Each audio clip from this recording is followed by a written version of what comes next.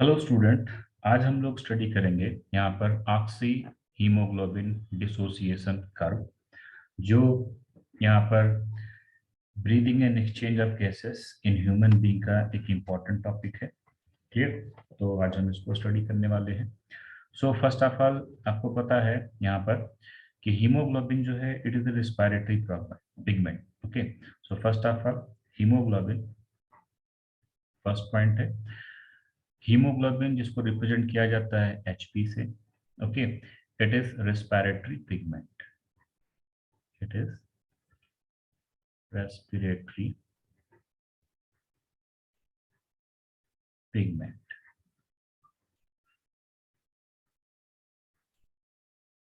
Okay, और यहाँ पर जो हीमोग्लोबिन के साथ ऑक्सीजन बाइंड होती है, यहाँ पर कि जो हीमोग्लोबिन है Hb, वो क्या करता है कि हीमोग्लोबिन का एक मॉलिक्यूल ऑक्सीजन के 4 मॉलिक्यूल को अपने साथ बाइंड कर सकता है, और ये बाइंड करके यहाँ पर एक अनस्टेबल प्रोडक्ट देता है, that is known as oxy hemoglobin. Okay, और इसको हम लिख सकते हैं इस तरह से HbO2 की पावर 4। इसका मीनिंग क्या हुआ कि एक हीमोग्लोबिन 4 ऑक्सीजन एटम को कैरी कर सकता है यहाँ पर, और इसको सिंपल फॉर्म में हम लिख देते हैं नॉर्मली यहाँ पर, that is HbO2।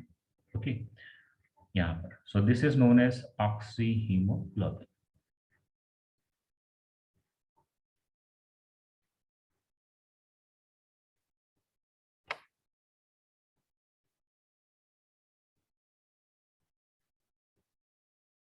Okay, so this oxyhemoglobin is unstable product. ये क्या रहेगा? Unstable. This is unstable product. ये अनस्टेबल प्रोडक्ट होता है। अनस्टेबल प्रोडक्ट का मीनिंग ये है कि जब भी जरूरत पड़ेगी तो ये ऑक्सीहीमोग्लोबिन डिसोसिएट हो जाएगा, और डिसोसिएट होकर के फर्दर हीमोग्लोबिन और ऑक्सीजन को सेपरेट कर देगा। ओके, इसके अलावा जो हीमोग्लोबिन है, जब ऑक्सीजन के साथ बाइंड करता है तो उसके बाइंडिंग को यहाँ पर बोला जाता है, that is hemoglobin saturation. Okay, कि कितनी ऑक्सीजन बाइंड हुई है हीमोग्लोबिन के साथ, that is known as percentage saturation of hemoglobin. Okay, so oxygen combination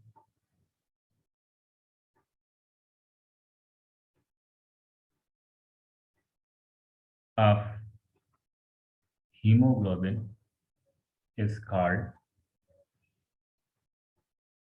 percentage saturation, percentage saturation of hemoglobin। Okay, कि कितनी ऑक्सीजन हीमोग्लोबिन के साथ बाइंड हुई और उससे हीमोग्लोबिन कितना सेचुरेट हुआ, तो इसको यहाँ पर बोलते हैं percentage saturation of haemoglobin. Clear? अब इसके बाद क्या है कि जो ऑक्सीजन हीमोग्लोबिन के साथ बाइंड करती है, ये डिपेंड करता है पार्शियल प्रेशर के ऊपर। ओके, सो सैचुरेशन यहाँ पर जो है, that is saturation of haemoglobin with oxygen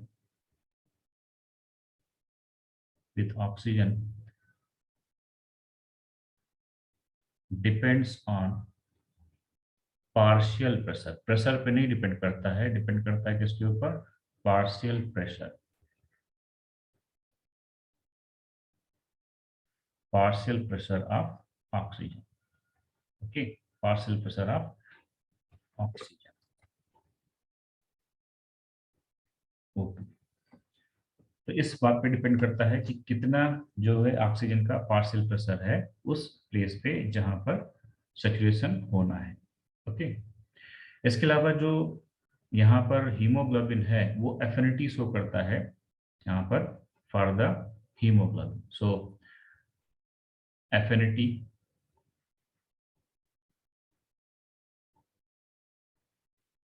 affinity of gases with haemoglobin, कि हीमोग्लोबिन के साथ एफिनिटी क्या है यहाँ पर गैसेस की। तो हीमोग्लोबिन अगर देखा जाए तो हीमोग्लोबिन की सबसे ज्यादा जो एफिनिटी है वो यहाँ पर जो रहेगी वो कार्बन मोनोऑक्साइड के साथ रहेगी। CO means carbon monoxide. Carbon monoxide के बाद जो एफिनिटी रहेगी वो ऑक्सीजन के लिए रहेगी। ऑक्सीजन के बाद जो एफिनिटी रहेगी वो कार्बन डाइऑक्साइड के लिए रहेगी, और सबसे कम एफिनिटी जो रहेगी वो किसके साथ रहेगी यहाँ पर, वो हाइड्रोजन के साथ रहेगी। क्लियर।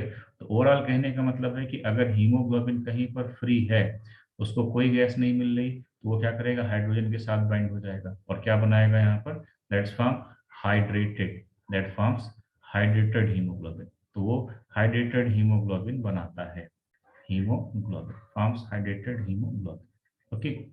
और वही अगर उसको जो है हाइड्रोजन के साथ अटैच है हाइड्रेटेड हीमोग्लोबिन, कार्बन डाइऑक्साइड मिल गई तो वो कार्बन डाइऑक्साइड के साथ अटैच हो जाएगा और हाइड्रोजन को सेपरेट कर देगा। तो कार्बन डाइऑक्साइड के साथ जब ये अटैच होगा तो उससे क्या बनेगा यहाँ पर, that is carbamino, carbamino haemoglobin. तो उसको कार्बामिनो हीमोग्लोबिन बोलेंगे यहाँ पर। ओके। नेक्स्ट पता चला कि कार्बन डाइऑक्साइड के साथ अभी हीमोग्लोबिन अटैच है और उसको क्या मिल गई, ऑक्सीजन मिल गई, तो वो क्या करेगा, कार्बन डाइऑक्साइड को छोड़ देगा और ऑक्सीजन के साथ कंबाइन हो जाएगा। तो उससे क्या बनेगा यहाँ पर, that is oxy haemoglobin, that forms oxy hemoglobin. Okay. और अगर उसको कहीं पर कार्बन मोनोऑक्साइड मिल गई तो वो ऑक्सीजन को छोड़ देगा और ऑक्सीजन को छोड़ करके क्या बनाएगा, that is carboxy haemoglobin, carboxy haemoglobin.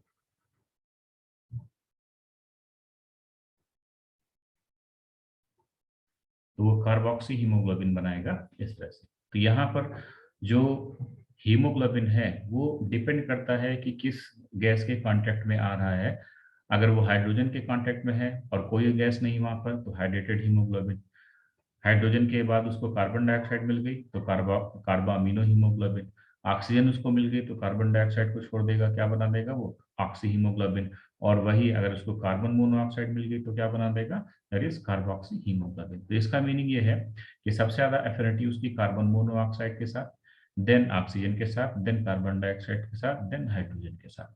और यहाँ पर ये जो तीनों प्रोडक्ट बनते हैं, these all these three products are unstable. ये प्रोडक्ट जो रहेंगे वो अनस्टेबल रहेंगे, all these three products are unstable. Okay यहाँ पर।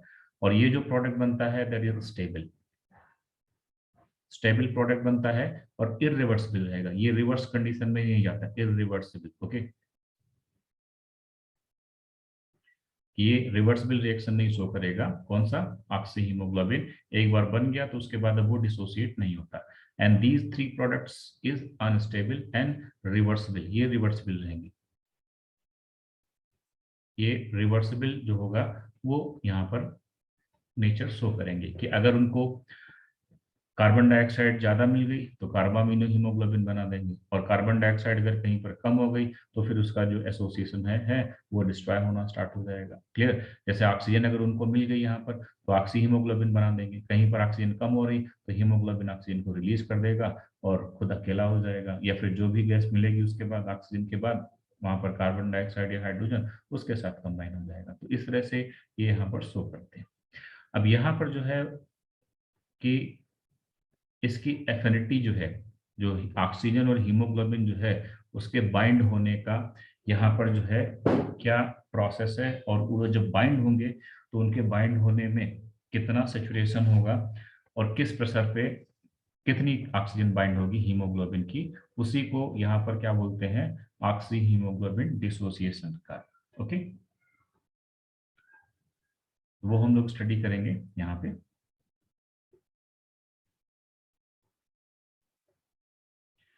ओके स्टूडेंट, तो अब हम यहाँ पर देख रहे हैं कि हमने एक ग्राफ ले लिया और उस एक ग्राफ में जो एक्स एक्सिस है उस पर हमने पार्शियल प्रेशर लिया ऑक्सीजन का। ओके। और ये पार्शियल प्रेशर जो दिखाया है आपको 0 है, ये 10 है, 20 है, फिर 30 है, 40 है, 60 है, 50 है, 80 है, यहाँ पर सॉरी 70 है, 80 है, 90 है, 100 है, 110 है और ये 120 है। तो मेजर हमने 20 का डिफरेंस यहाँ पर एक्स एक्सिस पे लिखा, and this is partial pressure of oxygen जो हमें एक्स एक्सिस पे बढ़ता हुआ दिखाई दे रहा है। ओके। और जो दूसरा है वो हमने लिया यहाँ पर परसेंटेज सेचुरेशन ऑफ हीमोग्लोबिन। तो ये 20% सेचुरेशन है, ये 40 है, ये 60 है, ये 80 है, ये 100 है यहाँ पर। और इनके बीच में आपको मिलेगा 10, 30, 50, और यहाँ पर 70 एंड 90 एंड देन 100। तो ये वाई एक्सिस पे परसेंटेज सेचुरेशन ऑफ हीमोग्लोबिन है। तो अब हमें क्या करना है कि हीमोग्लोबिन का सेचुरेशन ऑक्सीजन के कितने पार्शियल प्रेशर पे होगा और कितना होगा, ये हमें यहाँ पर इस ग्राफ में ड्रा करना है। ओके, तो यहाँ पर क्या करते हैं हम, फर्स्ट ऑफ ऑल एक ले लेते हैं, मान लीजिए हम एक कंटेनर ले लेते हैं सर, और उस कंटेनर में हम क्या करते हैं, हीमोग्लोबिन जो है उसको फिल कर देते हैं। ये एक अपरेटस हो गया और इसमें क्या कर देते हैं हम, हीमोग्लोबिन फिल कर देते हैं। और यहाँ पर ये टैप लगा हुआ है और इसमें क्या किया हमने, हीमोग्लोबिन जो है वो फिल कर दिया अपने स्टडी के लिए। हम यहाँ पर इस तरह से ये हीमोग्लोबिन के मॉलिक्यूल है और ये 100 मॉलिक्यूल हमने हीमोग्लोबिन के यहाँ पर फिल कर दिए।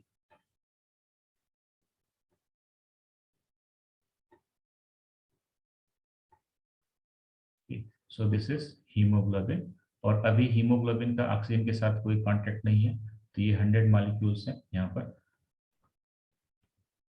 100 मॉलिक्यूल्स हैं हीमोग्लोबिन के जो इसमें रखे हुए हैं। क्लियर। और इधर से हम क्या कर रहे हैं, एयर को पास कर रहे हैं, इसमें से हम क्या कर रहे हैं, एयर पास कर रहे हैं। अब इस एयर में हम पहली कंडीशन ले लेते हैं कि इस एयर में पहली कंडीशन ये है कि यहाँ पर जो ऑक्सीजन का पार्शियल प्रेशर है वो ज़्यादा है, जो हमारे लंग्स पे रहता है, दैट इज 104। ओके, यहाँ पर mmHg इतना है। और जो कार्बन डाइऑक्साइड का पार्शियल प्रेशर हम इसमें लेंगे PO2, वो हम कितना लेंगे, इसके कंपेयर में कम लेंगे हम यहाँ पर। Okay, at the compare of oxygen वो हम यहाँ पर कम लेंगे।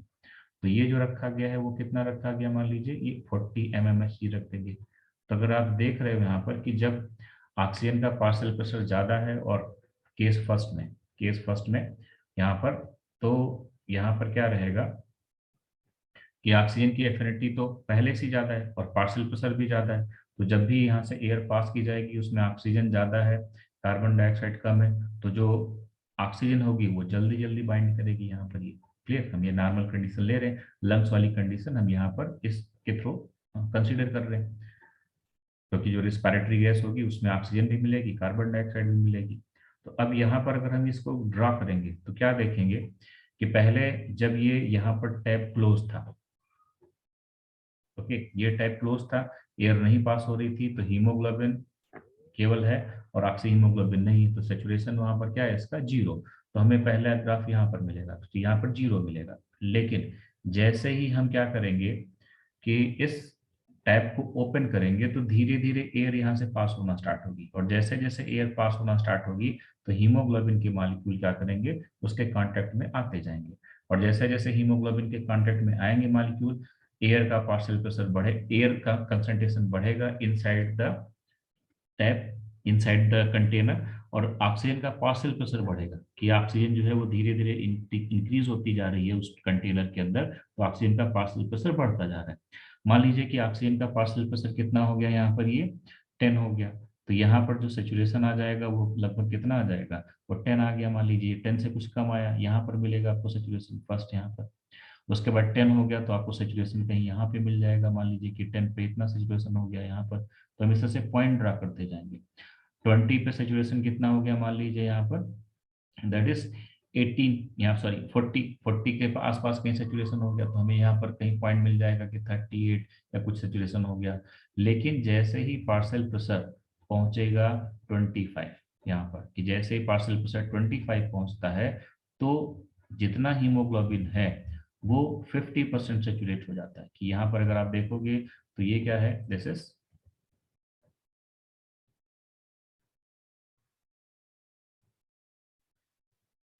दिस इज 25, कि यहाँ पर हम क्या कंसीडर कर लें कि 25 हम इसको कंसीडर कर लेते हैं। तो 25 पे जो सेचुरेशन है वो कितना हो जाता है बेटा यहाँ पर, दैट इज 50% सेचुरेशन हो जाएगा यहाँ पर। Okay, so in that case ये 50% सेचुरेशन हो गया, तो हमें कोई पॉइंट यहाँ पे मिलेगा कि 25 हमने यहाँ पर कंसीडर किया, तो ये हमें एक पॉइंट यहाँ पर मिलेगा। और ये 25% क्या हो गया सेचुरेशन, 25 पार्शियल प्रेशर पे जो 50% है ये सेचुरेशन हो गया। 50% में आपको ये लाइन यहाँ पे मिलेगी, दिस इज 50%, तो आपको पॉइंट यहाँ पे लगाना पड़ेगा। इसके बीच में जो सेचुरेशन मिल रहा था वो यहाँ पे, यहाँ पे, यहाँ पे। इसके बाद क्या हुआ कि जैसे ही पार्शियल प्रेशर 45 होता है, तो लगभग 80% सेचुरेशन हो जाता है, कि यहाँ पर क्या मिलेगा आपको, 80% सेचुरेशन मिलेगा एट द पार्शियल प्रेशर 45। तो यहाँ पर 45 पे आपको ये मिलेगा, यहाँ पर मिलेगा आपको ये इस तरह से, ओके, दिस इज 45।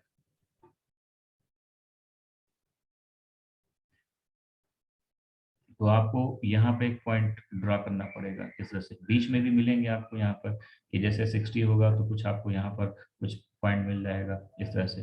और जब पार्शियल प्रेशर यहाँ पर 100 हो गया, तो 100 पार्शियल प्रेशर होने पर 90% सेचुरेशन मिल जाता है, ओके, कि जो सेचुरेशन होगा बेटा वो कितना हो जाएगा, 90 तक हो जाएगा। तो यहाँ पर कहीं पर आपको 100 पहुँचते पहुँचते जो सेचुरेशन होगा वो 90 या फिर 95 बोल सकते हैं, कि यहाँ पर कहीं पर आपको मिलेगा, ओके। दिस हम मान लेते हैं कि यहाँ पर जब पार्शियल प्रेशर हमने क्या कर दिया यहाँ पर, दैट इज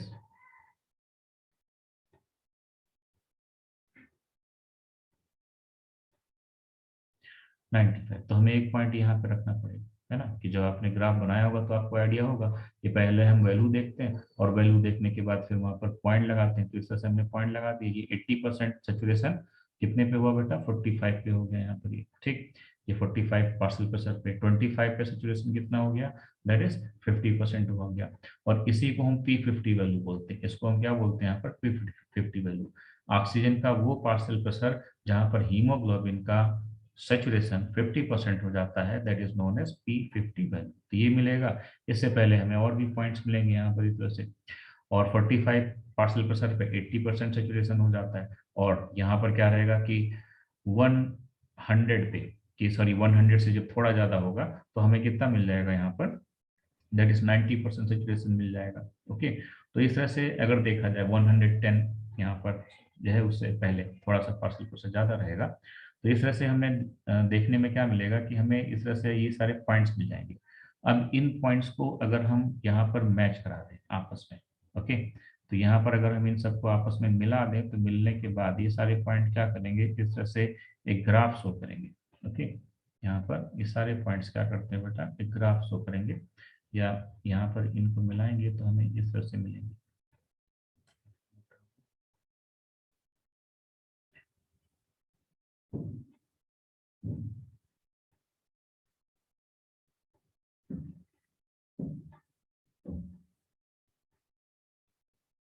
ऐसा, क्या आपको ये ऐसा ग्राफ मिलेगा, and this graph is known as oxy hemoglobin dissociation curve. इसी ग्राफ को बेटा क्या बोला जाएगा, that is known as oxy hemoglobin dissociation curve. तो ये जो ग्राफ आएगा वो आपको एस शेप मिलेगा यहाँ पर, कि अगर आप देखेंगे ये सारे पॉइंट्स मिलाएंगे यहाँ पर, तो इन सारे पॉइंट्स को मिलाने के बाद आपको जो ग्राफ मिलेगा वो कैसा मिलेगा यहाँ पर, दैट इज,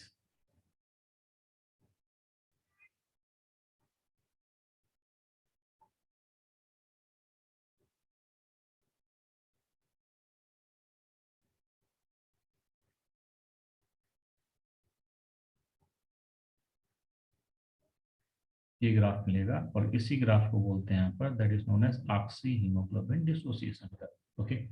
और ये जो ग्राफ आएगा वो एस शेप आएगा। ये कैसा आएगा बेटा, यहाँ पर एस शेप ग्राफ, इसको यहाँ पर एस शेप ग्राफ बोलते हैं, ये मिलेगा आपको। और ये नॉर्मल कंडीशन में है, कौन सी कंडीशन में है, ये नॉर्मल कंडीशन में है, कि जब ऑक्सीजन का पार्शियल प्रेशर क्या है बेटा, यहाँ पे ऑक्सीजन का पार्शियल प्रेशर 104 mmHg और कार्बन डाइऑक्साइड 40 mmHg है तब। क्लियर।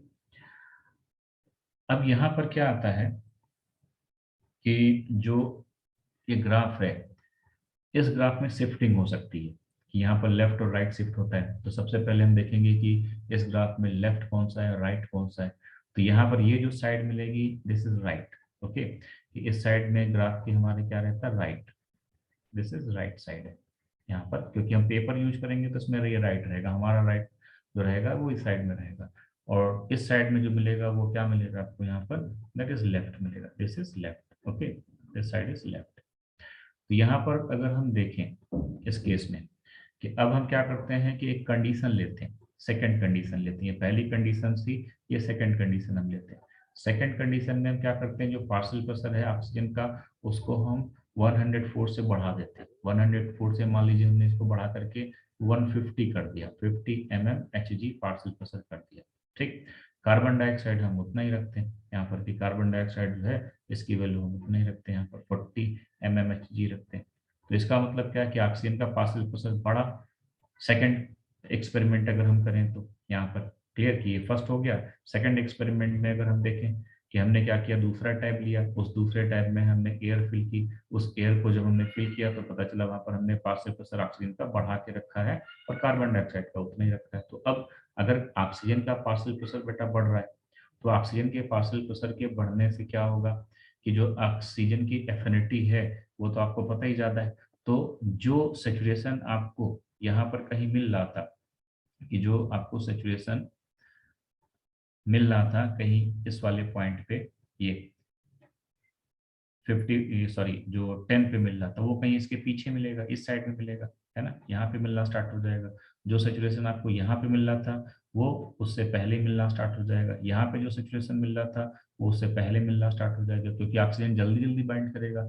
जो हमें P50 की वैल्यू 25 पे मिल रही थी वो 25 में न मिल करके हमें कहाँ मिलना स्टार्ट हो जाएगी, 15 पे ही मिलना स्टार्ट हो जाएगी। Okay clear. तो इस वजह से हमें 15 पे पॉइंट लगाना पड़ेगा कि जो सेचुरेशन हमें नॉर्मल कंडीशन में मिल रहे थे वो उससे पहले मिलना स्टार्ट हो जाएंगे, क्योंकि ऑक्सीजन का वहां पर पार्शियल प्रेशर क्या हो गया ज्यादा। जो यहाँ पर 45 में मिल रहा था वो हमें कहीं यहाँ पर 35 में मिलना स्टार्ट हो जाएगा, इस तरह से, है ना। और ये सब किसकी वजह से हुआ, ये सब हुआ ऑक्सीजन के पार्शियल प्रेशर बढ़ने से। ओके, तो अब यहाँ पर जो हमें 105 पे मिल रहा था वो हमें क्या मिलेगा कि इससे पहले यहाँ पर कहीं मिलना स्टार्ट हो जाएगा। ठीक, यहाँ पे कहीं मिलेगा आपको सिचुएशन, और ज्यादा बाइंड करेगा यहाँ पर, तो इस तरह से आपको यहाँ पे कहीं मिलना स्टार्ट हो जाएगा। इस कंडीशन में क्या हुआ कि जो पॉइंट हमें मिल रहे हैं वो इस नॉर्मल एस शेप ग्राफ के ऊपर मिलना स्टार्ट हो गया। तो अब इन सबको अगर हम मैच कराएंगे तो हमें क्या मिलेगा कि इस तरह से देखना जाए तो इस तरह से हमें एक ग्राफ मिलेगा यहाँ पर। ओके, दिस साइड ये आपको एक ग्राफ मिलना स्टार्ट हो जाएगा, और ये जो ग्राफ है वो हमारे नॉर्मल ग्राफ से क्या है ऊपर की तरफ है। यहाँ पर ये क्या मिलेगा आपको, नॉर्मल ग्राफ से ऊपर मिलेगा। और इसमें देखा जाए तो ये नॉर्मल ग्राफ से ऊपर है तो ये किधर की तरफ शिफ्ट हो गया, ये शिफ्ट हो गया टुवर्ड्स लेफ्ट साइड में, क्योंकि इस साइड में लेफ्ट है तो ये किधर शिफ्ट हो गया बेटा, ये लेफ्ट साइड में शिफ्ट हो गया। तो इन सब की शिफ्टिंग जो दिख रही है वो लेफ्ट साइड में दिख रही है। और ये जो आएगा वो ग्राफ कब आएगा, जब PO2 जो है वो ज्यादा है, बहुत ज्यादा है, तब आपको मिलेगा यहाँ पर। ओके, तो हम यहाँ पर देख सकते हैं कि लेफ्ट शिफ्टिंग हो रही, किधर हो रही, लेफ्ट शिफ्टिंग। तो जो लेफ्ट शिफ्टिंग है उसके लिए क्या क्या कंडीशन आपको मिलेंगी, लेफ्ट शिफ्ट मिलेगा आपको यहाँ पर, दिस इज लेफ्ट शिफ्ट। तो जो लेफ्ट शिफ्ट है वो किसकी वजह से, तो पहला पॉइंट है कि वहां पर ऑक्सीजन का कंसंट्रेशन क्या है, ज्यादा। और कहीं पर अगर ऑक्सीजन का कंसंट्रेशन ज्यादा है, हमने आपको पहले ही बताया कि ऑक्सीजन का पार्शियल प्रेशर क्या है यहाँ पे, ज्यादा। हमने कंटेनर जो सेकंड लिया उसमें ऑक्सीजन का पार्शियल प्रेशर क्या कर दिया, ज्यादा कर दिया, यहाँ पर ये ज्यादा है। ओके, तो आप ऑटोमेटिकली वहां पर क्या हो जाएगा कि कार्बन डाइऑक्साइड का कंसंट्रेशन क्या हो जाएगा, कम हो जाएगा। ठीक, क्या हो जाएगा, ये कम हो जाएगा। और आपको पता है कि कार्बन डाइऑक्साइड का अगर कंसंट्रेशन कम होगा तो बाइकार्बोनेट आयन का कंसंट्रेशन भी क्या हो जाएगा, कम हो जाएगा। और अगर बायोकार्बोनेट आयन के कंसंट्रेशन कम हो रहे हैं तो इसके मतलब है कि वहां पर H+ आयन जो है उनका भी कंसंट्रेशन क्या होगा, कम हो जाएगा यहाँ पर। ठीक, साथ में आपको पता है कि H और pH के बीच में क्या रिलेशन होता है कि अगर H है तो यहाँ पर क्या रहता है कि pH is inversely proportional to 1/H+। H+ का इनका कंसंट्रेशन कम हो रहा है, इसका मतलब pH जो है वहां पर इंक्रीज हो रहा है, pH क्या होगा, इंक्रीज होगा। और pH इंक्रीज हो रहा है इसका मीनिंग क्या है यहाँ पर कि अल्कलाइन कंडीशन डेवलप हो रही, क्या डेवलप हो रही, अल्कलाइन। वहां पर जो कंडीशन डेवलप हो रही है वो कैसी डेवलप हो रही, अल्कलाइन डेवलप हो रही। साथ में क्या रहता है कि टेम्परेचर यहाँ पर। ओके,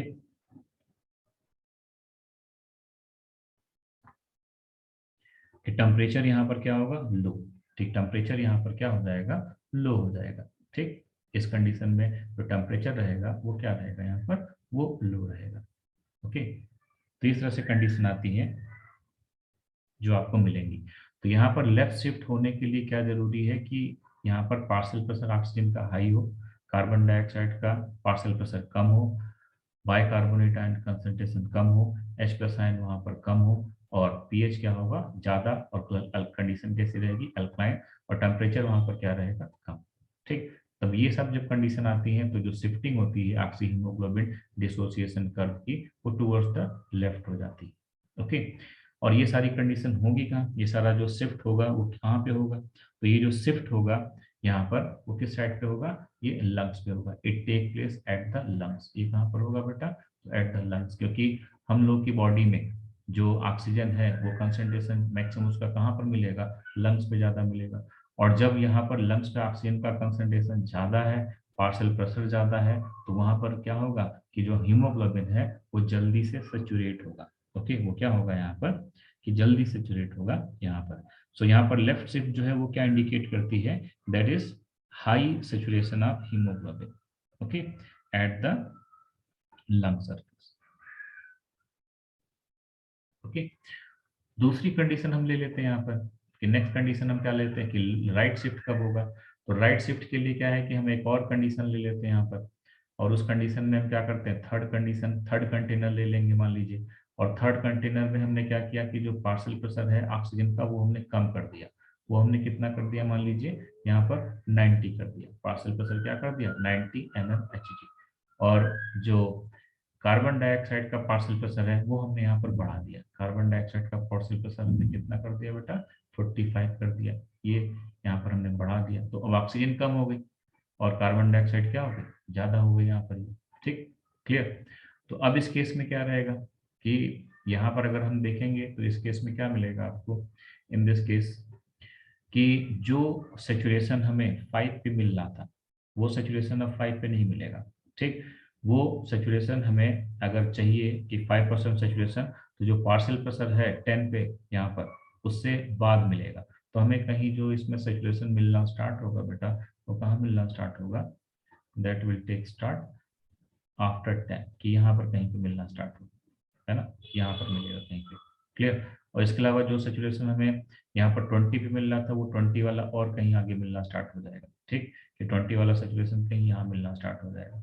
जो हमें 50 वाला, ये सॉरी ये 30 वाला सेचुरेशन मिल रहा था वो कहीं यहाँ पे मिलना स्टार्ट हो जाएगा। मीन्स कि जो हमें पहले सेचुरेशन नॉर्मल पे मिल रहा था अब उससे बाद में मिलना स्टार्ट होगा, क्योंकि एफिनिटी ऑक्सीजन की क्या हो गई है, एफिनिटी जो है वो क्या है, हीमोग्लोबिन की कम, सॉरी जो पार्शियल प्रेशर है ऑक्सीजन का वो क्या हो चुका है, कम हो चुका है। और जब ऑक्सीजन का पार्शियल प्रेशर यहाँ पर कम हो चुका है तो वो इतनी जल्दी बाइंड नहीं होगा, क्योंकि एफिनिटी जो है वो डिपेंड करती है पार्शियल प्रेशर पे। पहले हमने पार्शियल प्रेशर ज्यादा कर दिया था तो जल्दी जल्दी बाइंड हो रहा था, नॉर्मल से पहले ही वो बाइंड हो जा रहे थे। लेकिन अब क्या होगा कि जो एफिनिटी यहाँ पर हमने कम कर दी है तो जो बाइंडिंग होगी वो नॉर्मल के बाद होना स्टार्ट हो जाएगी। ठीक, तो आपको यहाँ पर मिलेगी जो 50 पे हो रही थी एफिनिटी वो हमें कहाँ पर मिलेगी, ये 50 के बाद कहीं पे मिलना स्टार्ट हो जाएगी। किस तरह से, जो यहाँ पर एफिनिटी मिल रही थी वो इसके बाद कहीं यहाँ पे मिलना स्टार्ट हो जाएगी, और ये वाली जो एफिनिटी है वो कहीं यहाँ पर मिलना स्टार्ट हो जाएगी। तो सब कुछ जो मिलेगा उसके नीचे मिलेगा। और यहाँ पर इसको जब हम कंबाइन करेंगे तो इस तरह से हमें ग्राफ मिलेगा दिस। और ये जो ग्राफ आएगा, ये सारा जो ग्राफ आएगा वो क्या रहेगा, यहाँ पर ऐसे मिलेगा। क्लियर। तो यहाँ पर जो है पार्शियल प्रेशर ऑफ ऑक्सीजन क्या हो चुका है बेटा, कम, पार्शियल प्रेशर ऑफ ऑक्सीजन क्या हो चुका है, कम। तो इस वजह से आप देख रहे हैं कि जो शिफ्टिंग हो गई वो नॉर्मल से क्या हो गई है, नीचे की तरफ हो गई है। तो नीचे की तरफ क्या मिलेगा, हमारा राइट साइड मिलेगा। तो यहाँ पर जो शिफ्टिंग हो रही है वो सब किधर मिलेगी आपको, राइट साइड में मिलेगी। ठीक, सो this is right side shifting. और इसमें क्या क्या कंडीशन रहेंगी राइट साइड शिफ्ट में, तो राइट साइड शिफ्ट में जो कंडीशन मिलेंगी, ऑक्सीजन का कंसंट्रेशन क्या रहेगा यहाँ पर बेटा, लो, ऑक्सीजन का पार्शियल प्रेशर क्या हो गया, कम। ऑक्सीजन कम हो रही तो कार्बन डाइऑक्साइड का कंसंट्रेशन भी क्या हो जाएगा, कम, सॉरी इंक्रीज हो जाएगा। कार्बन डाइऑक्साइड का कंसंट्रेशन क्या होगा, इंक्रीज। और जो बाइकार्बोनेट आयन का कंसंट्रेशन है वो क्या होगा, यहाँ पर ये इंक्रीज होगा। H प्लस आयन का कंसंट्रेशन यहाँ पर क्या होगा, इंक्रीज होगा। और जब H प्लस आयन का कंसंट्रेशन बढ़ेगा तो pH अपने आप क्या होगा, डिक्रीज हो जाएगा। और टेम्परेचर यहाँ पर क्या हो जाएगा, इंक्रीज हो जाएगा। फिर टेम्परेचर यहाँ पर क्या होगा, इंक्रीज होगा। क्लियर। तो इस कंडीशन में हमें जो शिफ्टिंग मिलेगी वो टुवर्ड्स द राइट साइड मिलेगी। ओके, किधर मिलेगी, टुवर्ड्स द राइट साइड। ठीक, यहाँ पर। और ये सब जो होगा वो प्रोसेस कहाँ होगा, तो ये होगा ऑन द सेल, यहाँ पर कहाँ होगा, at cell surface, at cell, या फिर आर्गन के सेल पे होगा, या फिर कहाँ पे होगा, आर्गन पे होगा। क्लियर। तो ये कंडीशन रहती है यहाँ पर किसके लिए, राइट शिफ्ट के लिए और लेफ्ट शिफ्ट के लिए। ओके, यहाँ पर नॉर्मल शेप जो मिलेगा आपको क्या मिलेगा, दैट इज एस शेप, या फिर क्या बोलते हैं उसको, सिग्मॉइड बोलते हैं, this is known as sigmoid. Okay, यहाँ पे ये कंडीशन क्या रहेगी, सिग्मॉइड रहेगी। क्लियर? तो ये था about the oxy hemoglobin dissociation curve. अब यहाँ पर आता है कि इसी कर्व से रिलेटेड हैं दो effect, that is Bohr effect and हेल्डेन effect. यहाँ पर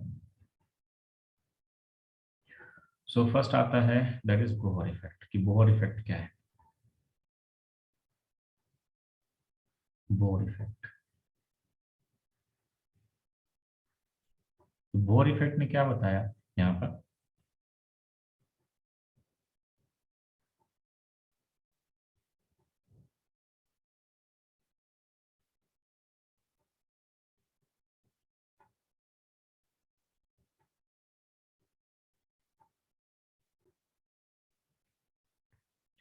ओके, तो बेटा हम बोहर इफेक्ट में देखते हैं क्या होता है। तो यहाँ पर आपको पता है कि जो लंग है यहाँ से क्या आ जाएगी? ऑक्सीजन, और ऑक्सीजन कंबाइन होगी हीमोग्लोबिन के साथ, तो क्या बनेगा यहाँ पर? Oxy hemoglobin. ओके, और जब ऑक्सी हीमोग्लोबिन बनेगा तो ये ऑक्सी हीमोग्लोबिन वाला जो ऑक्सीनेटेड ब्लड है, ये ब्लड कैसा रहेगा? Oxygenated blood. ये ऑक्सीनेटेड ब्लड कहाँ ट्रांसफर होगा? लेफ्ट एट्रिया में। लेफ्ट एट्रिया से कहाँ जाएगा? लेफ्ट वेंट्रिकल में। लेफ्ट वेंट्रिकल से वो कहाँ ट्रांसफर होगा? सिस्टमिक आर्टरी में, और फिर वो सेल सरफेस पे जाएगा। तो जब ये सेल सरफेस पे पहुंचेगा तो यहाँ पर क्या हुआ कि ये जो ब्लड है इसमें ऑक्सीजन का कंसंट्रेशन क्या है? ज्यादा, और वो ऑक्सीजन जो है वो HbO2 के फॉर्म में है, ऑक्सी हीमोग्लोबिन के फॉर्म में है। और जो सेल है या फिर जो ऑर्गन है वो मेटाबॉलिकली एक्टिव है। ये क्या है यहाँ पर? ये metabolically active, this is metabolically active. तो ये मेटाबॉलिकली क्या मिलेगा आपको? एक्टिव मिलेगी सेल। और इस सेल के अंदर जो मेटाबॉलिक रिएक्शन हो रहे हैं उसमें क्या हो रहा है कि उसमें ऑक्सीजन यूज हो रही है। उसमें यहाँ पर क्या हो रही? ऑक्सीजन को यूज किया जा रहा है कि ऑक्सीजन का कंसंट्रेशन इसके अंदर क्या है बेटा? कम। और ऑक्सीजन से यूज करके सेलुलर रिस्पायरेशन के थ्रू क्या बन रहा? Carbon dioxide. तो कार्बन डाइऑक्साइड का कंसंट्रेशन क्या है? ज्यादा यहाँ पर। तो ये कार्बन डाइऑक्साइड यहाँ पर ब्लड में रिलीज होगी। तो जब ये कार्बन डाइऑक्साइड ब्लड में रिलीज होकर के आएगी हमारे, तो ये ब्लड में रिलीज होकर के क्या बनाएगी? यहाँ पर हम देखते हैं कि ब्लड में जब आएगी तो आपको पता है कि कार्बन डाइऑक्साइड और वाटर, क्योंकि ब्लड के अंदर वाटर है, ये दोनों मिलेंगे और ये दोनों मिलकर के क्या बना देंगे? H2CO3 बनाएंगे। आपको पता है कि H2CO3 बनेगा, और H2CO3 डिसोसिएट होकर के किस में कन्वर्ट हो जाएगा? HCO3 माइनस आयन के फॉर्म में, और साथ में H प्लस आयन के फॉर्म में। अब आपको पता है कि अगर H प्लस आयन का कंसेंट्रेशन बढ़ रहा है, H प्लस आयन अगर इंक्रीज हो रहा है, तो वहां पर पीएच क्या हो जाएगा? Ion increases. ये अगर इंक्रीज करेंगे तो वहां पर पीएच क्या हो जाएगा? डिक्रीज हो जाएगा। क्लियर? क्योंकि रिलेशन जो है इनवर्स का है कि पीएच डिक्रीज करेगा, और जब पीएच डिक्रीज करता है तो उस वजह से जो ऑक्सी हीमोग्लोबिन है यहाँ पर, जो ऑक्सी हीमोग्लोबिन यहाँ पर आया, वो ऑक्सी हीमोग्लोबिन क्या करेगा? डिसोसिएट होगा, और डिसोसिएट होने के बाद क्या बनाएगा? Hb+O2। और ये O2 जब यहाँ से फ्री होगी तो ये O2 जो होगी वो रिलीज हो जाएगी इनसाइड द सेल, और सेल उसको यूज करेगी। सेल क्या करेगी? उसको यहाँ पर यूज करेगी। ओके, और सेल यूज करके यहाँ पर कार्बन डाइऑक्साइड बनाती रहेगी। और जैसे जैसे कार्बन डाइऑक्साइड बनता रहेगा, आपको पता है कि जैसे जैसे कार्बन डाइऑक्साइड बनता रहेगा कार्बोनिक एसिड बनता रहेगा, बाइकार्बोनेट आयन बनते रहेंगे, H प्लस आयन बनते रहेंगे, और जैसे जैसे H प्लस आयन का कंसंट्रेशन इंक्रीज होगा पीएच डिक्रीज होगा, और जैसे जैसे पीएच डिक्रीज होता है तो यहाँ पर हीमोग्लोबिन का क्या होना स्टार्ट हो जाता है? ऑक्सी हीमोग्लोबिन का डिसोसिएशन, और ऑक्सीजन रिलीज होती जाएगी, और ऑक्सीजन रिलीज होकर के कहाँ शिफ्ट होती जाएगी? वो सेल के अंदर या फिर आर्गन के अंदर शिफ्ट होती जाएगी जो मेटाबॉलिकली एक्टिव है। ओके, और इसी फिनोमेना को या इसी प्रोसेस को बोहर इफेक्ट बोलते हैं। Okay, so this phenomena of increase in carbon dioxide concentration resulting in the increase dissociation of hemoglobin known as Bohr effect. Okay, यहाँ पर सो दिस फिनोमेना, ये जो सारा प्रोसेस हुआ यहाँ पर कि कार्बन डाइऑक्साइड के कंसंट्रेशन बढ़ने से H प्लस आयन का कंसंट्रेशन बढ़ता है, और H प्लस आयन का कंसंट्रेशन बढ़ने से पीएच डिक्रीज होता है, और पीएच डिक्रीज होने से मीडियम कैसा हो जाता है? एसिडिक। ओके, कैसा हो जाएगा? यहाँ पर एसिडिक हो जाएगा, और जब एसिडिक मीडियम होगा तो वो हीमोग्लोबिन ऑक्सी हीमोग्लोबिन को डिसोसिएट करेगा, और ऑक्सी हीमोग्लोबिन जब डिसोसिएट होगा तो ऑक्सीजन सेल को मिलेगी, यहाँ पर जो सेल है उसको अवेलेबल रहेगी, and this phenomena is known as Bohr's effect. इसको बोहर ने एक्सप्लेन किया था, इसलिए इसको बोहर इफेक्ट बोलते हैं यहाँ पर। तो आप देख सकते हैं कि बोहर इफेक्ट कहाँ पर होगा, so it take place at the cell surface. कहाँ पर होगा, ये सेल सरफेस पे होगा। ओके, यहाँ पर सो दिस फिनोमेना यहाँ पर, so this condition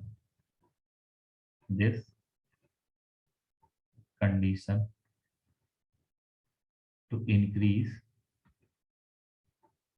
increase CO2, okay, concentration resulting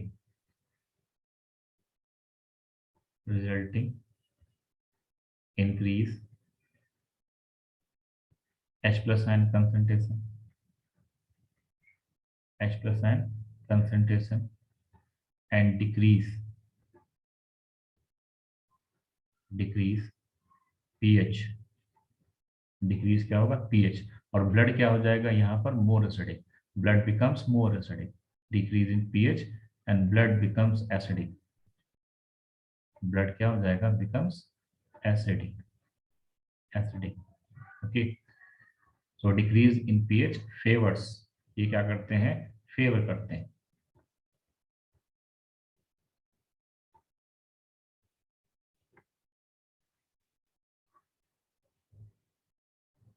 favours dissociation of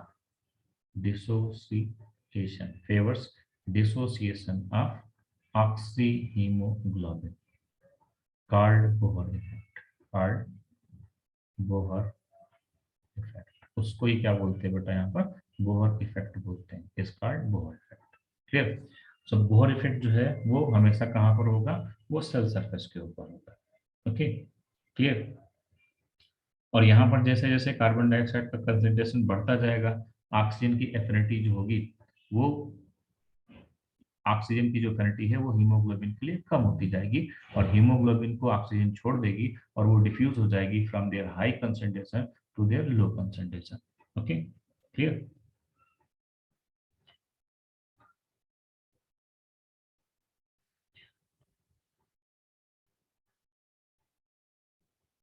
और इस तरह से क्या होगा बेटा, कि यहाँ पर जब ये बहुत सारी ऑक्सीजन निकलेगी तो हीमोग्लोबिन फ्री होगा, और जैसे जैसे यहाँ से हीमोग्लोबिन फ्री होता जाएगा तो उसी तरह से यहाँ पर जो ऑक्सीजन है वो जल्दी जल्दी हीमोग्लोबिन से बाइंड होती जाएगी। तो इस तरह से बोहर इफेक्ट देखा जाए तो वो क्या करता है, लंग सरफेस से सेल सरफेस तक ऑक्सीजन के ट्रांसपोर्ट को बढ़ाता है। Okay, so it allow greater oxygen transport from lung to the tissue. Clear, कि जिससे जल्दी से जितना जल्दी यहाँ पर ब्रेक डाउन होगा, यहाँ पर जितना जल्दी ब्रेक डाउन होगा उसके बाद जो भी हीमोग्लोबिन है वो तुरंत यहाँ से ट्रांसपोर्ट होकर के कहाँ पहुंचेगा, लंग सरफेस पे पहुंचेगा, और जैसे ही लंग सरफेस पे पहुंचेगा तुरंत फिर ऑक्सीजन यहाँ से आएगी, और ये ऑक्सीजन आकर के क्या करेगी, यहाँ पर जो हीमोग्लोबिन है ऑक्सी हीमोग्लोबिन वो उसको रिलीज कर देगा, और फिर यहाँ से लेकर जाएगा कार्बन डाइऑक्साइड को, और लंग से फिर से ऑक्सीजन लेकर के आएगा। तो जैसे जैसे बोहर इफेक्ट ऑपरेट होता रहता है तो ऑक्सीजन का ट्रांसपोर्ट बढ़ता है from lung to the cell surface. Okay, यहाँ पर कि लंग से सेल सरफेस तक इनका ट्रांसपोर्ट बढ़ेगा। और यहाँ पर जो भी फैक्टर थे आप देख रहे हैं कि यहाँ पर अगर पूछा जाए कि बोहर इफेक्ट जो है वो किस टाइप की शिफ्ट शो करता है, तो अगर आप देखोगे तो यहाँ पर क्या हो रहा था कि ऑक्सीजन का कंसंट्रेशन कम हो रहा था सेल के अंदर, है ना, यहाँ पर ऑक्सीजन का कंसंट्रेशन कम हो रहा था ना सेल के अंदर, तो वही ऑक्सीजन का कंसंट्रेशन जहाँ पर डिक्रीज होगा कार्बन डाइऑक्साइड का कंसंट्रेशन बढ़ेगा, बाइकार्बोनेट आयन बढ़ेंगे, तो ये जितने भी राइट साइड के शिफ्ट हैं वो सारे राइट साइड के शिफ्ट बोहर इफेक्ट को सपोर्ट करते हैं। या all factor which shift the oxyhemoglobin dissociation curve to the right increases Bohr effect, कि जैसे जैसे ये सारे फैक्टर इंक्रीज होते जाएंगे बोहर इफेक्ट बढ़ता जाएगा। ओके, तो ये था यहाँ पर बोहर इफेक्ट।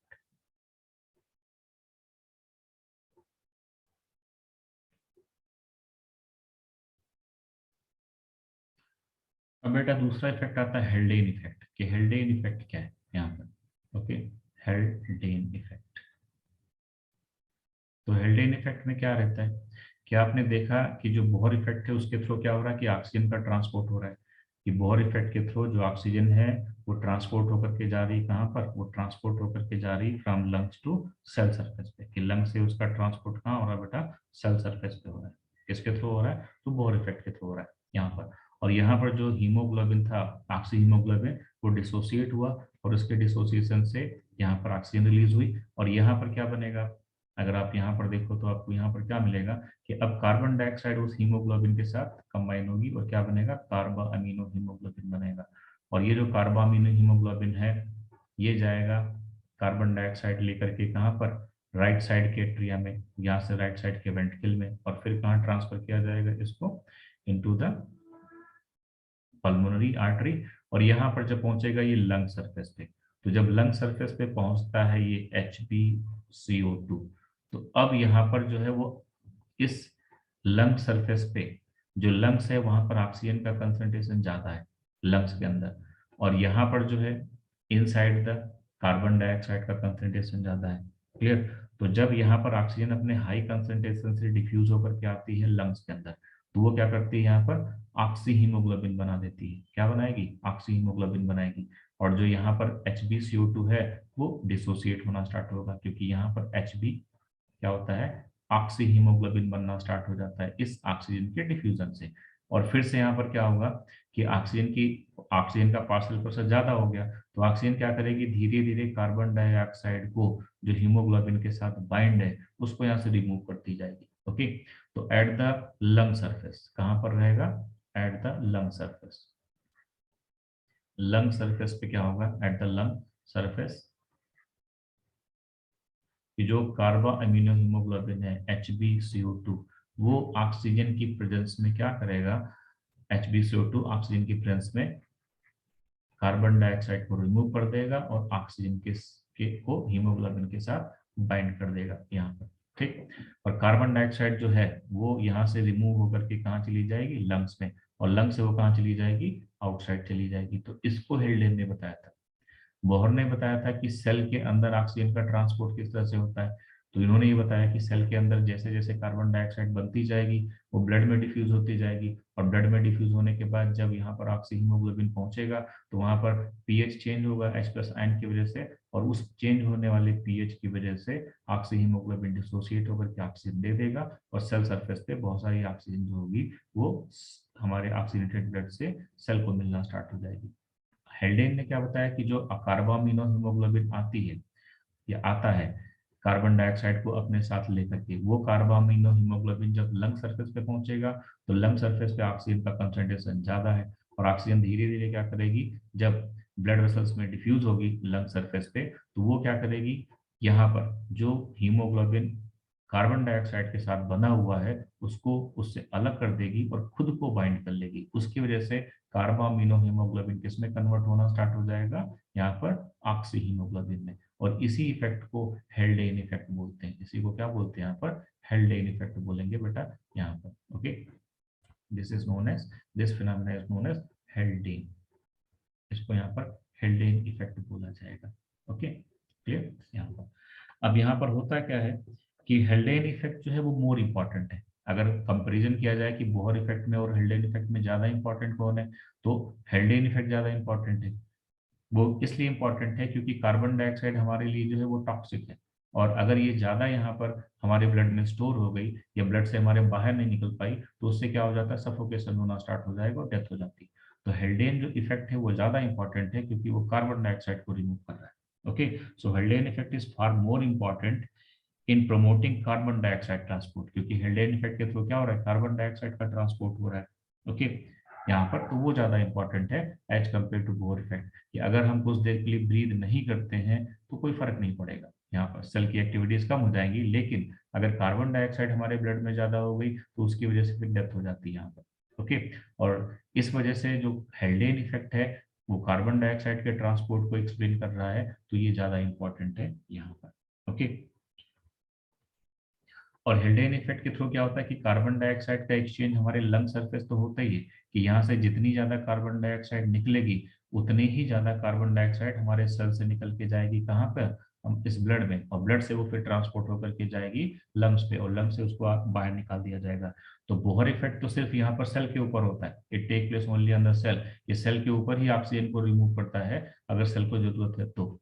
और यहाँ पर हेल्डेन इफेक्ट दोनों जगह काम करता है। ये क्या करता है, जो कार्बन डाइऑक्साइड हमारे सेल के अंदर है उसको यहाँ से सेल से बाहर निकालेगा जिससे सेल को कोई डैमेज ना हो, और जो हमारे ब्लड में कार्बन डाइऑक्साइड है उसको लंग सरफेस पे निकालेगा। तो Haldane effect take place both at the lung surface, ये कहाँ पर होगा, at the lung surface as well as cell surface, ये दोनों जगह होगा at the cell surface. Okay, तो ये मोर इंपॉर्टेंट है as compare to the Bohr effect. Okay, Haldane effect is quantitatively far more important in promoting carbon dioxide transport than the Bohr effect is promoting to oxygen transport। कि हेल्डेन effect ज़्यादा important है क्योंकि ये promote करता है carbon dioxide के transport को, क्योंकि कार्बन डाइऑक्साइड हमारे लिए टॉक्सिक है as compare to the Bohr effect that transport oxygen. Clear यहाँ पर। और ये जो ट्रांसपोर्ट करेगा वो क्या ट्रांसपोर्ट करेगा, दिस ट्रांसपोर्ट कार्बन डाइऑक्साइड, ये कार्बन डाइऑक्साइड ट्रांसपोर्ट करेगा कहाँ से, फ्रॉम द सेल, ये सेल से कहाँ सर ट्रांसफर करेगा, लंग्स पे ट्रांसफर करेगा। ओके, और ये हमारे लंग्स से ट्रांसफर करेगा किसके ऊपर, ये ट्रांसफर करेगा टू द सेल के ऊपर यहाँ पर। Okay, so Haldane effect and Bohr effect both are complementary to each other. Bohr effect क्या कर रहा है, लंग सरफेस से ऑक्सीजन को ट्रांसपोर्ट कर रहा है हमारे सेल पे, और हेल्डेन इफेक्ट क्या कर रहा है कि वो कार्बन डाइऑक्साइड को ट्रांसपोर्ट कर रहा है हमारे सेल से लंग सरफेस पे। ओके,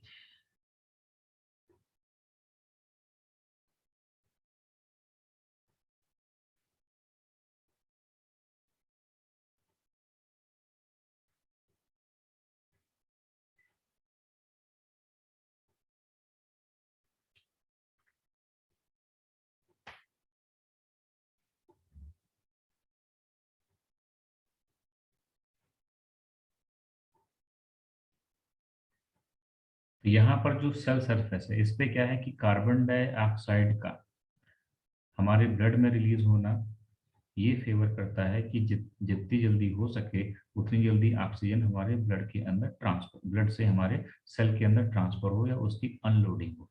ये बोहर इफेक्ट बताता है। मीन्स बोहर इफेक्ट ने ये बताया कि जितना ज़्यादा कार्बन डाइऑक्साइड हमारे ब्लड के अंदर ऐड होगी उतना ही यहाँ से हीमोग्लोबिन से, ऑक्सी हीमोग्लोबिन से ऑक्सीजन हमारे सेल के अंदर रिलीज होगी। ये किसने बताया, ये बताया बोहर इफेक्ट ने। और वही हिल्डेन इफेक्ट का क्या कहना है कि जितना ज़्यादा ऑक्सीजन यहाँ से रिलीज होगी उतना ज़्यादा कार्बन डाइऑक्साइड यहाँ पर रिलीज होगी। Okay, clear. So in the tissue addition of carbon dioxide to the blood facilitate unloading of oxygen by हेल्डेन effect, ये हेल्डेन इफेक्ट ने बताया। ओके, और वही in the turn oxygen unloading की, जितना ज्यादा ऑक्सीजन यहाँ से अनलोड होगा उतना ज्यादा ही कार्बन डाइऑक्साइड हमारे ब्लड में डिफ्यूज होगी, ये हेल्डेन ने बताया। ओके, तो इस तरह से ये दोनों जो इफेक्ट हैं वो क्या है यहाँ पर, दैट इज एक दूसरे के कॉम्प्लीमेंट्री है। This effect is bore effect. Okay, इसको यहाँ पर क्या बोलते हैं, बोर इफेक्ट बोलते हैं। और ये जो इफेक्ट है यहाँ पर कार्बन डाइऑक्साइड का वो हेल्डेन इफेक्ट है। Okay, this is known as Haldane effect. Clear. Okay.